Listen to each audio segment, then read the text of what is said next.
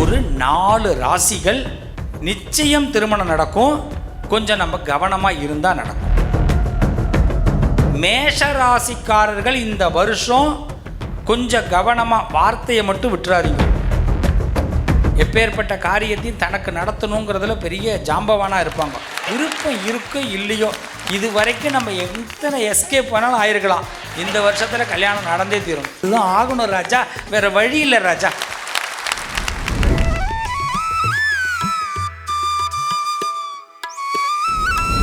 அடுத்தபடியாக நம்ம பார்க்க போகிறது ஒரு 4 ராசிகள் நிச்சயம் திருமணம் நடக்கும்.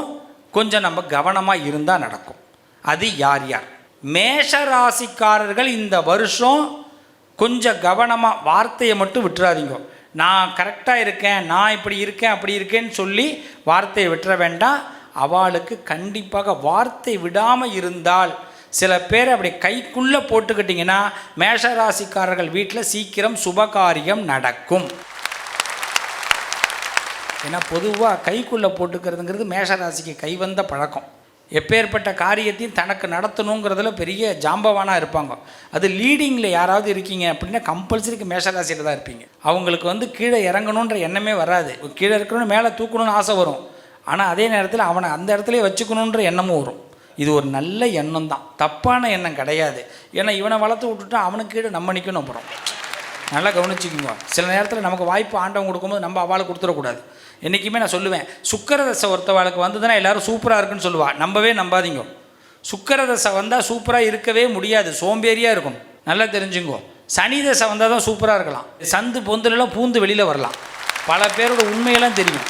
ராகு தசை வந்தால் எதிர்த்து வெளியில் வரலாம். ஆனால் சுக்கரதசை சோம்பேறி ஆக்கிடும், நம்மளை கனவு காண வச்சிடும். அதே மாதிரி தான் இந்த மேஷராசிக்காரர்கள் கனவு காண்றவர்கள் கிடையாது, பல பேருடைய கனவை கலைப்பவர்கள். அப்படிப்பட்டவர்கள் இந்த வருஷம் கொஞ்சம் அந்யோன்யமாக இருந்தீங்கன்னா கம்பல்சரி திருமணம் நடக்கும். கல்யாண வைபோகங்கள் உங்கள் வீட்டில் சுபகாரியங்கள் மேஷராசிக்கு உண்டு. அதே அடுத்தபடியாக பார்த்தீங்கன்னா கடகராசி. சிக்காதவர்கள்னு சொல்லுவாங்க. யாருமே கடகத்தை போய் கணக்கு போடவே முடியாது. இவங்க இப்படியா அப்படியானே கண்டுபிடிக்கவே முடியாது. சிக்காதவர்கள். அந்த சிக்காத கடகராசி கல்யாணத்தில் சிக்க போகுது இந்த வருஷம். அப்படிப்பட்ட கடகத்திற்கு இந்த கல்யாண வைபோகம், அந்யோன்ய பிராப்தம், அப்பா அம்மாவெல்லாம் எத்தனை டிமிக்கி கொடுத்தீங்க.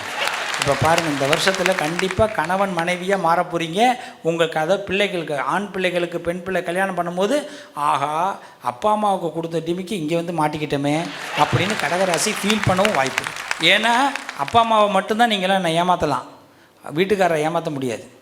வீட்டுக்காரர் கடகராசியாக இருந்தால் ஏமாற்ற முடியாது. அவர் இப்படி ஓகே ஓகே ஓகேன்னு சொல்லி அப்புறம் கடைசியில் அவருக்கு எல்லாமே தெரியும், ஆனால் பேருக்கு தான் ஓகே சொல்லியிருப்பார். வீட்டுக்கார அம்மாவும் கடகராசியாக இருந்தால் அப்படி தான், எல்லாம் பேருக்கு ஓகே சொல்லுவாங்க. எல்லா டீட்டெயில்ஸும் கையில் வச்சுருப்பாங்க, கையில் அப்படியே அப்டேட்டில் இருப்பாங்க.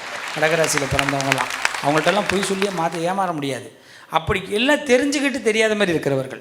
அப்படிப்பட்ட கடகத்துக்கு இந்த கல்யாண வைபோகம் நிச்சயமாக கல்யாண வாழ்க்கையில் நீங்கள் வந்து தான் ஆகணும் ராஜா, வேறு வழி இல்லை ராஜா, வேறு வழி இல்லை, உங்களை தப்பவே முடியாது. அதே மாதிரி அடுத்தது கன்னிராசி. சுபகாரியம் கன்னிராசிக்காரர்கள் வீட்டில் நடந்தே தீரணும். ஏன்? பல பேருக்கு ஆருடம் பார்ப்பவர்கள் கன்னிராசிக்காரர்கள். ஆருடம்னா என்ன? பல பேரோட ஜாதகத்தை இவங்க பார்ப்பாங்க, இவன் இப்படி தான், இவங்க இப்படி தான் அப்படின்னு. இப்போது இவங்க வாழ்க்கையில் இவங்கள ஆருடம் பார்க்குறதுக்கு ஒருத்தவங்க வருவாங்க. இப்போ புரியுதா? ஆருடம் எப்படி திரும்பிடும். அப்போ நீங்கள் கன்னிராசிக்காரவங்களுக்கு மட்டும் எதுவுமே உடனே திரும்பி ரிட்டனில் வரும், மற்றவங்களுக்குலாம் லேட்டாக ரிட்டர்ன் ஆகும். அதாவது கொஞ்சம் நல்லது நினச்சிங்கன்னா உடனே நல்லது வந்துடும். யாராவது இவன் ஏன்டா இப்படி நமக்கு தொந்தரவு பண்ணுறான் அப்படின்னா அவன் தொந்தரவு அங்கே பண்ணிகிட்டு இருந்தோம், இங்கேருந்து உட்காந்துருவான். அப்போ கன்னிராசிக்காரங்களுக்கு எல்லாமே கிட்டக்க டக்கு டக்குன்னு வந்துடும். அதனால் இந்த வருஷம் நல்லது அதிகமாக நினைங்க, சீக்கிரம் நல்லது நடக்கக்கூடிய நேரம். கன்னிராசிக்கு கம்பல்சரி கல்யாணத்தை நடத்திக்க வேண்டிய கட்டாயம் ஏற்படும். இது கட்டாயம். ஏன்னா நிறைய பேர் கன்னிராசிக்காரங்க இந்த வருஷம் கொஞ்சம் தள்ளி போட்டுடலான்னு நினைப்பீங்க. அதாவது இப்போ நீங்கள் வந்திருக்கவங்கெல்லாம் அப்பா அம்மா பிள்ளைங்க கன்னிராசியில் பிறந்திருக்கோம், அது இந்த வருஷம் தள்ளி போடலான்னு நினைக்கும். வாய்ப்பில்லை ராஜா, சிக்க வச்சுருவாங்க, வேறு வழி கிடையாது. அப்போ இந்த கல்யாண யோகம் கன்னிக்கு இந்த வருஷம் உண்டு. அடுத்தது விருச்சக ராசி.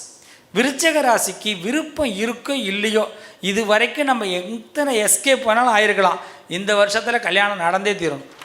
ஏன்னா நம்ம குடும்பத்தில் உள்ளவங்க விடமாட்டாங்க, நம்மளை எப்படியே சிக்க வச்சுருவாங்க.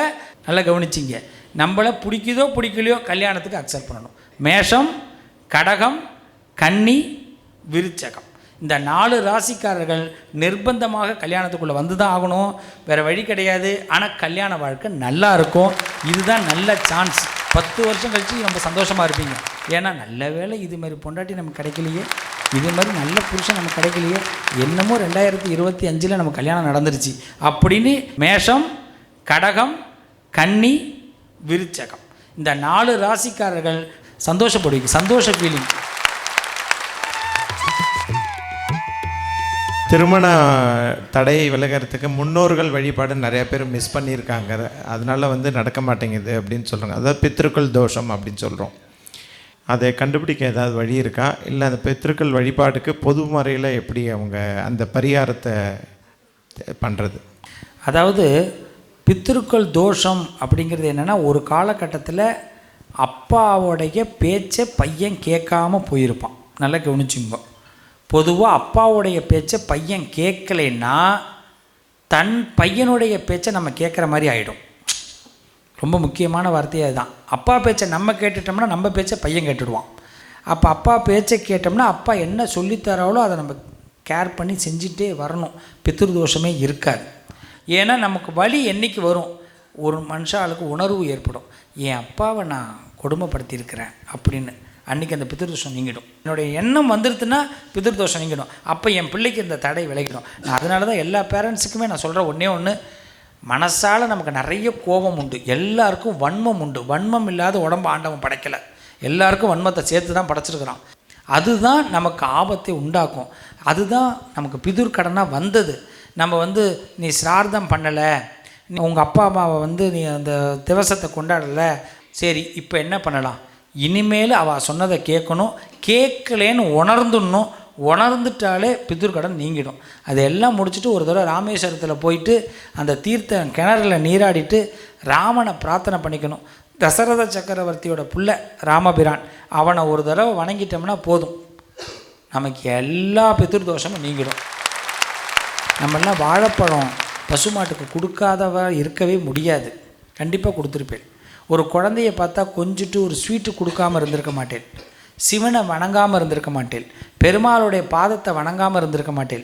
இதெல்லாம் நம்ம லைஃப்பில் எப்படியோ நடந்திருக்கும். அதே மாதிரி வயசில் பெரியவாள்கிட்ட ஆசீர்வாதத்தை வாங்கிட்டு இருந்தாலே பித்ருதோஷம்லாம் நீங்கிடும் அண்ணா. 3 ராசி சொன்னீங்களே, ரொம்ப கொஞ்சம் இக்கட்டான ராசின்னு, அது யார் யார்? 7.5 சனி ஆரம்பிக்குது. 7.5 சனி கண்டிப்பாக பாதிப்பை கொடுக்காதுங்க. அந்த மாதிரி பயம் ஏற்படும். இந்த பயத்தையும் கவனக்குறையும் அலட்சியமாக தூக்கி வைக்காமல் முன்னெடுத்து வந்தீங்கன்னா இந்த தைரியத்தினால புது முடிவுகள் எடுப்பீங்க. இப்போ உங்கள் சிந்தனை எதில் இருக்கும்? வீடு கட்டணும், நம்ம இடம் வாங்கணும், வேலைக்கு போகணும், தன்னை வளர்ச்சிப்படுத்திக்கணும், எண்ணம் அதில் இருக்கும். நம்ம குறுக்கு வழியில் முயற்சி பண்ணக்கூடாது. கல்யாணங்கிறது ஒன்றும் கஷ்டமான விஷயம் இல்லைங்க.